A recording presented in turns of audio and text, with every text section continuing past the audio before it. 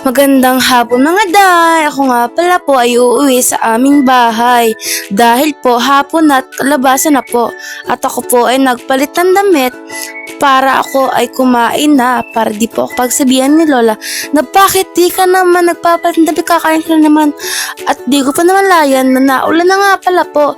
Sobrang lakas po ng ulan dito sa Bayuin. Ngayon nga po, yung tinanim ko dyan pong petsa ay binaha na po. Ang nakita ko na lang po dyan ay 5 na lang po yan. 1, tapos 2, 3, 4, 5, 6 po. Tapos yan, hapon na po yan, mga 5 po yan. Kakauwi lang po namin. Yan. Sobrang dilim na po, diba? Sakita nyo po. At nakita ko nga pala po yung mga punong yan. Sobrang ganda po yan. Tapos pumunta po ako dun sa alulod namin. Pinbilidyohan ko po para ma-content po ako sa inyo. Ganyan po. Yan po. Diba, lakas po ng ulan dito. Na para bang walang katapusan ng pag-ulan. Na para bang ang peche ko papatay na. At yun po ipapasa ko sa October 1 sa TLE ko po.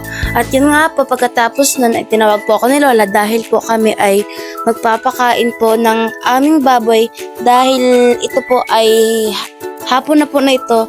At yan nga po kayo nagpapakain po ng aming baboy dahil po ito ay nagugutom na. Katulad din po natin, nagugutom din po ang isang hayop. At yan nga po, pinapakain ko nga pala po. Yan nga po, parang nadidiri po ko dyan sa pinapakain ko po dyan sa baboy. Dahil ipa po, di ba yun? Parang yung amoy po. Sinabi dyan, Jack, ew. Nag-react na lang po ko dyan para di po makapahinig ni Lola. And thank you for watching! Bye and like and follow and share my video!